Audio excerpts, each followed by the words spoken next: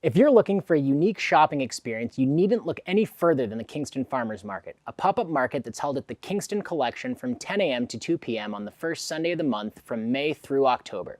Aimed at providing the community with a vibrant gathering place and dedicated to supporting local farms, producers, and artisans, the Kingston Farmers Market is the place in Kingston to purchase locally made and locally sourced snacks, soaps, art, and more. With the Kingston Farmers Market's first Sunday of the 2019 season just around the corner, we're going to sit down with Maryann Gibbons and Lauren Ide, two members of the market's board of directors, to learn a little bit more about their unique market and what it has brought to the community. Maryann, Lauren, thank you both for joining us today on Good Day Kingston. I was just telling you before we started how excited I was to finally have the Kingston Farmers Market come on. And certainly the Sunday markets are one of the highlights of the summer at our house, so it's great to have you both. Can you just tell us a little bit about yourselves? I'll go. So my name's Maryann Gibbons, and I'm a Kingston resident for about 8 years here. I'm raising two daughters in the community, and last fall of 2017, it's kind of coming out of that haze of toddlerhood and finding my own identity and realizing that there wasn't a farmer's market in our community. And kind of took charge to say on our Town Locals Facebook page, who would like a farmer's market in town? And a bunch of people responded that they did. So I started taking steps to plan that through making a meeting at the town library. And fast forwarding a bit, 7 other women came together and we formed the nonprofit Kingston Farmers Market, Inc. And Lauren is the secretary. Yeah. So I saw Maryann's post on Town Locals, the Facebook page, and became interested. I live in town also with my husband and my 3 boys, and we spend a lot of our time out in the yard gardening. We have chickens and bees, and so the farmers market really aligned with what my family is trying to do with, eating more local produce, local food, and I thought it was a wonderful opportunity to help to bring that to town so that all of the residents could really enjoy fresh local produce. That's great. Now, did a lot of your board members and volunteers come from that initial Facebook post or? Yes, actually they did. And so we were all essentially strangers a year ago. Now we're a really tight-knit group who have to work really closely together to get this off the ground. And our mission is to partly form a vibrant gathering place in the community and to be more aware of where our food comes from, support local artisans and farmers and makers, and coming together, we sort of made our own community. That's great. And for anybody who's been in the farmers market, I mean, it's a huge production. You come up and over the hill off the highway, and there's tents everywhere, and the parking lot's full, and there's folks out shopping. Did either of you have a background in either nonprofits or building something like this from the ground up? No. Yeah, I mean, we're all pretty strong, driven women that have our own little areas of expertise, and when we come together, we're a pretty big force. So yeah, I think we were able to come up with a vision together. None of us really have a background in event planning, but together we were able to we had enough passion to figure it out and make the vision happen. And there were a lot of supports along the way. Hingham Farmers Market was instrumental in getting some, good feedback. I spoke with the market manager there for 2 hours, just getting, you want less than 10 non-food. Really you want to keep it food focused, otherwise it becomes a craft fair. So we have a set of bylaws that sort of guide our principles of the market. I might really love a particular vendor or maker, but we have, it needs to be locally sourced. We ask important questions like where is it coming from, how is it made, and we vote through majority vote. That's great. So from that first Facebook post to the first Sunday that you were open, can you just give us a quick overview? I'm sure that there's way too much to cover in the time that we have, but what was that process like going from a post on Town Locals to a vibrant community activity in a farmer's market? Just strong, consistent communication. Facebook Messenger is like, it starts dinging in the morning. Yep. Doesn't stop. Doesn't until stop. we're all asleep. Yeah. Last year there was we had to do a lot of recruitment too, because we were a new farmers market. So it took a lot of work to get our first couple vendors signed on. But once we got a couple vendors who, had a little bit of street cred, the others followed. And after the first market, we had even more applicants come in, and we had vendors sign up for the rest of the season. But even more into the nuts and bolts. I mean, you started a nonprofit, so there's a considerable amount of legwork that goes into registering and all the legal aspects of that as well. Well, I connected with Kingston Business Association, and one of the directors on there, George Berger, I cold called him, and he said, you know what, farms are near and dear to his heart. He grew up on a dairy farm in Ohio, so he supported us and continues to support us pro bono. That's incredible. Yeah. So what was the biggest hurdle, or what didn't you anticipate during the planning process and creating the farmers market? Maybe vendor relations. Like, we really want our vendors to be happy, so that entails going through a lot of logistics. Like, we want to protect, if someone is selling eggs, then we want to be cognizant of another farmer who may have a surplus of eggs that day. They're going to bring their excess. We want to protect everyone's business, because for us, it's a nice day to get out, you shop local, everyone goes home and feels good, but this is their livelihood. So just a lot of the logistics of protecting their interests, that can be a lot. Yeah. But what do you think? And Lauren, you sort of alluded to this with, you find that one vendor that has street cred and others follow. Is it to the point now where it's a really competitive process to get a spot at the farmers market? So this year we definitely did not have to do as much recruitment. We put it out there that we were accepting applications. We were able to put a hard deadline on, and we've had a lot of vendors apply, and this year we actually have a wait list for some categories as well. So we definitely, coming off of the first season, are looking pretty good coming into the second season. That's incredible. And how many vendors are you anticipating at the first market? Right now we have about 35 vendors ready to go. That's great. And so there's food, what are the other categories that are sort of? We have nonprofit slots, so we encourage people, if they want to talk about what their nonprofit is doing, then the platform could be the market. So if you go to our website, farmersmarketkingston.com, there is a section for nonprofits to apply. So there's some openings there. We also have we were looking for prepared food. We had a Vela food truck last year with fresh smoothies and juices, but they don't have a food truck anymore. So we're looking to fill in that slot. Coffee. We need coffee. We do need coffee. So if there are any coffee roasters out there that are looking for a farmer's market, Kingston's currently looking for a coffee vendor.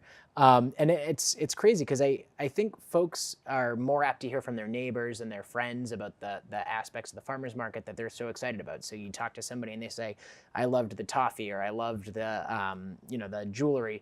I don't know how many folks have the opportunity to chat with vendors. And I did speak to a vendor last year who was saying how she sold out, sent her daughter home to get more inventory, sold out again, and it's not the only vendor who I've heard from that is selling out. So what is it? What's the magic of the Kingston Farmers Market that has made it so successful? Can you think of what those key points are that set Kingston Farmers Market apart from other markets? I think having our market on the weekend is key, because we're able to have families come. A lot of farmers markets are during the week and during working hours, where people aren't necessarily home from work yet. But having it on a Sunday, it can become more of a family event. And other vendors were tied up on Saturdays, so we knew Sunday was a good day. And I'm glad that you mentioned that, because it's not just a shopping experience. I mean, it's an activity. I mean, you can easily spend an hour, 2 hours at the farmer's market. I remember last year my son was doing yoga with the library, then he did reading with the library. There was somebody who was doing hand drumming and percussion. So it's really, a way to spend a Sunday morning. It's not just, you pull up, you grab your produce and hit the road. I mean, you can really spend some time and you know, enjoy a family morning at the farmers market. You know, it was very deliberate, and we will continue to have face painting, the drum circle, the kids tent, and we want to add a little bit more of educational opportunities for people to really know where our food comes from, how it's made, how it's delivered to you. So we're going to work a little bit on that this season. And the face painter actually ended up coming to the Waterfront Festival last year, and that was I guess an introduction that was made at the farmers market. Sybil's incredible. Yeah, Sybil is wonderful. She does a great job, and you can tell by, you know, the line that's 10 or 15 children deep just waiting for their face to be painted. So it's been a year. Things, you know, went incredibly well the first year. What are you changing this year? What sorts of activities are shoppers in for? We do have an inclement weather plan, which we did not have last year, and we had some really hot days, which inherently excluded some people that would otherwise have attended. So if it exceeds 89 degrees, we're moving inside in the Bar Rustic hallway at the Kingston Collection. And if it's raining, then we have a backup plan where we did not have that before. That's great. And I did like last year, there was some furniture. I mean, you didn't feel like you were outside in a parking lot on those warmer days necessarily. You could grab your juice or your coffee and sit down and really relax and people watch and you know, bring home the goods that you went for. Now, do either of you have I don't want to put you on the spot or get you in trouble, but do you have a favorite product that you have to leave the farmers market with every Sunday? So my family, every family member has a different favorite at my house. So I always have to restock on the Hippie Pilgrim garlic salts because I have been cooking with them pretty exclusively. My husband always wants to go and get some bacon or some of the fresh meat from Plimpton Poultry, Bogside, and Revival Farm. And my boys, their favorite is a frozen dessert from Townie. Yeah.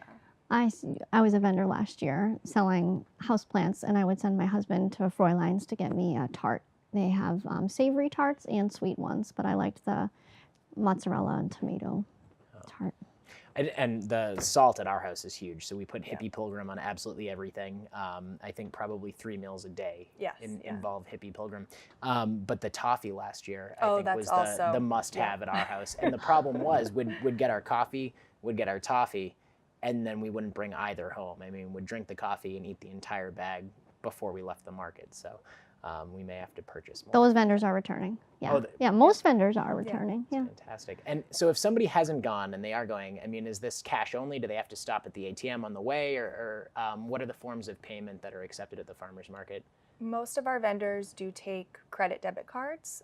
Some of our vendors are cash only, but tokens can be purchased at the market manager's tent, and you pay with a credit card, and in exchange we give you cute little $5 tokens that can be used at just like cash. Okay, and those are good for, I guess, the farmers markets going forward, or just that no one day? Expiration date. That's great. And you have some bags as well, so can we chat about those? Yes, so our primary fundraiser last year was through selling our totes, and we will have these again this year at the farmers market.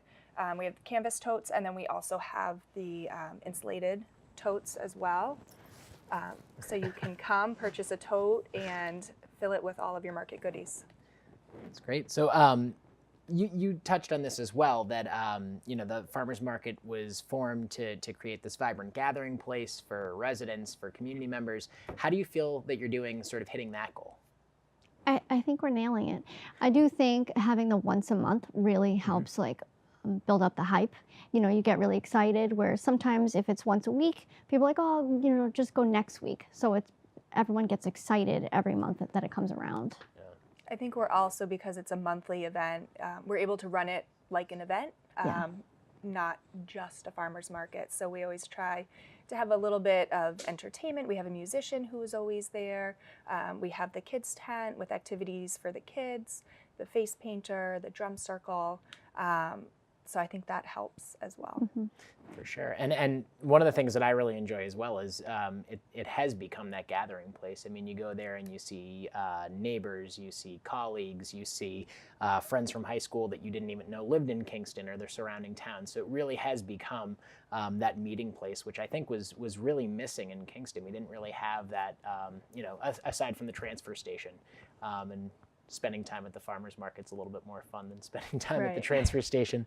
But it really, I think you said it very well. You nailed it. I mean, it's really become that vibrant gathering place. Part of the mission as well is promoting environmental and economic stability. So can you tell us just a little bit about what that means to you as directors for the farmers market? So for us, we've really honed in on finding vendors who their mission and their work and their produce and products aligns with our vision. We are looking for super local vendors who do handmade crafts, who use sustainable methods in their produce and in their products. And this year we're hoping to add more of an element of education to our customers as well, and provide opportunities. Yeah, I mean, because we know what our bylaws are. Like, someone might make handmade sweaters and they're lovely, but then we'll ask a step further, well, where does that fiber come from? So maybe we're cognizant of what goes into our bylaws and making decisions, but maybe educating more the consumer, like why this is important and why it's important to support local. So we're hoping that each farmers market date we can add a component, and so we have to meet more to work that out, but we will. That's great. And as a parent, I love that because, my son knows that apples come from the grocery store. He doesn't know that apples come from a tree that is in Bridgewater. And he could, go there and pick them, or he can go to the farmer's market and get something like that that's locally sourced. Farmer Dave, who you guys had last year from Plato's Harvest, was really good with explaining where the food came from. And delicata squash from Plato's Harvest has become a staple at our house when it's in season, especially if you have kids. I mean, it tastes like candy. It's just this very sweet, delicious squash. But he's done a really great job sort of explaining that component to younger farmers market goers. Yeah. So. I mean, we're just in a culture right now where it's so easy to like Amazon Prime things or, go to the big box places. So you can't really live all in one area, but at least we can be more aligned with both values. And the convenience that Amazon Prime lends is not the vibrant community meeting place that the Kingston Farmers Market brings to the table. Right. And if the honest truth is that we don't support our local farms, then there won't be any local farms. And one of the things that I love about Kingston is that coastal country charm. And I think that the farms are really that country component for us. So it's great work that you're both doing and that all the other directors are doing. And it is hard to believe when you go to the farmer's market that you've only been doing it for a year, because it's just this very well-oiled machine that seems like it's been running forever. Well, thank you. Thank you. So before we started chatting, you had mentioned that there are volunteer opportunities. Can you tell us a little bit about that? Yeah, so at this point, market operations are done all by us on a volunteer basis. And we know to sustain this and keep it at a high level that we need help. Yeah. So we're looking for volunteers who will come and help us set up our different tents. We're looking for volunteers that will help us run the manager's tent, volunteers that will help with the children's activities tent, and just to make sure the day-to-day operations run smoothly. Great. Now, are there any age requirements, or can a high school student who's looking for their volunteer requirement to be filled use the farmers market as an opportunity to do that? Absolutely. We would love to have high school students join us. That's great. Yeah. Right on the website right now, farmersmarketkingston.com, there is a link for volunteer. Awesome. And can you just run us through the schedule as well? Because I feel like that's a really important piece that we haven't necessarily chatted about. 10 to 2, starting May 3rd? May 5th. May 5th. First Sunday, yep. Cinco de Mayo. Fantastic. And that's the day. I'd be remiss if I didn't plug that is the day after town meeting. So folks can go to town meeting, and then they can go to the farmer's market the next day. And you can Absolutely. recap all about it. Yeah. I'm sure that'll be the topic of conversation at the first Sunday of the farmer's market this year.